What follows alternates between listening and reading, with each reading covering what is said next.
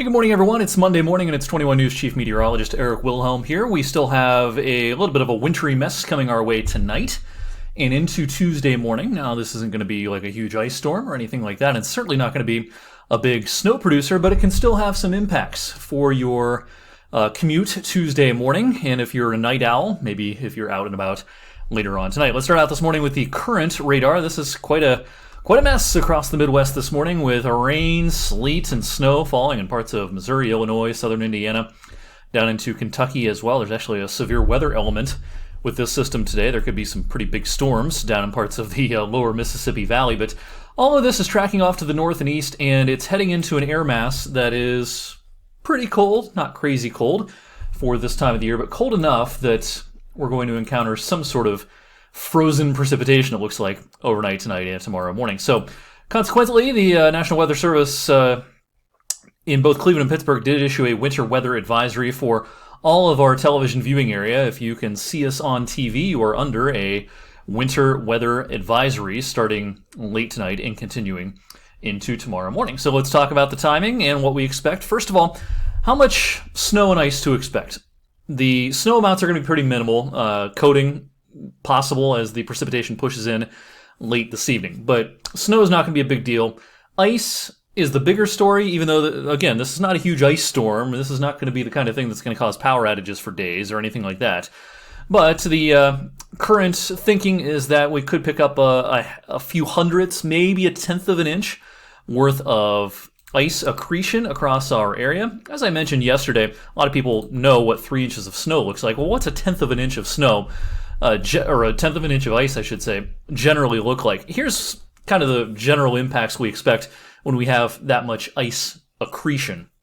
When you get up to a tenth, some slick surfaces can certainly be found, especially untreated surfaces, especially things like sidewalks and parking lots and driveways.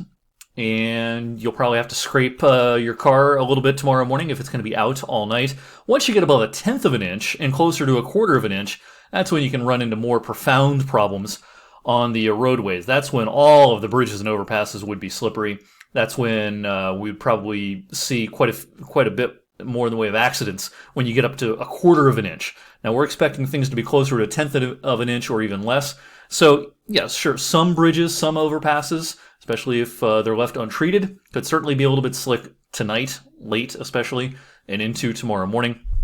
But this is not the kind of storm that, sometimes you see, especially in parts of Canada and parts of the central U.S., not as often around here, where you get a quarter of an inch or more worth of ice and tree limbs sag and break and travel's difficult for a couple days and the power's out forever. And that's not what we are expecting. This is kind of what we're expecting. When we look at what we call the Ice Severity Index, it's kind of a 0 to 5 scale. We're going to kind of be in a 1 right here. Isolated or localized utility interruptions possible. I don't think that's going to be much of a story. Roads and bridges, again, especially those bridges, overpasses, the colder surfaces, can become slick and hazardous, and I would throw in the sidewalks and parking lots and driveways into that as well, maybe a few secondary roads in addition. Now, as far as the timing of things, we're going to be dry through the daylight hours today. Now, as we head towards the evening, especially south of 224 down into Columbiana County, we might start to get grazed by some sleet pellets, some snowflakes, a couple of raindrops as early as 7 or 8 this evening. The bulk of this, though, is coming as we head towards midnight into the overnight. And I'm going to stop the model here at midnight. And what you see here is a bunch of colors. Snow's a little more likely northwest Ohio, plain old rain, southeast Ohio into parts of West Virginia. We're kind of in between, where this could be a little period of you could hear the pinging of sleet pellets. We could have raindrops falling into air that's around 31, 32. Some snowflakes could be mixing in for a time as well. As we head through the overnight then, 3, 4, 5 in the morning, you don't see much here. We're kind of into a dry slot. But what the model is not graphically showing here is I suspect this area is still filled with drizzle. I think as we get up tomorrow morning and head off to work and school, 5, 6, 7 a.m., it's likely to be drizzling. And temperatures, air temperatures down here where we are going to be maybe 31-ish, a degree or so on either side of 31. The air temperatures a few thousand feet above our heads are going to be around 36 or 37. So that's too warm for snowflakes to survive all the way down, and so it turns to raindrops. And with the air temperatures here at the surface around 30, 31, 32, those raindrops can then freeze on contact. Now, Freezing rain situations are much worse when the air temperatures are around 27, 26. This is going to be pretty marginal, pretty close to freezing, but still cold enough that we could have some slick spots developing on those surfaces that I mentioned. Now, I think we will get above freezing throughout the area before the morning is through on Tuesday. So I think it'll probably try to drizzle for a lot of the morning, but by 10, 11, noon, we're going to be around 33, 34, 35, and the threat will be over at that point.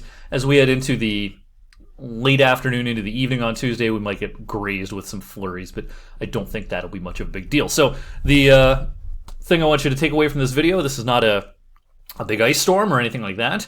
If you are going to be doing some traveling Tuesday morning or late tonight, just plan on things being a little bit slower than usual, especially on those, the usual suspects, the bridges, the overpasses, the secondary roads.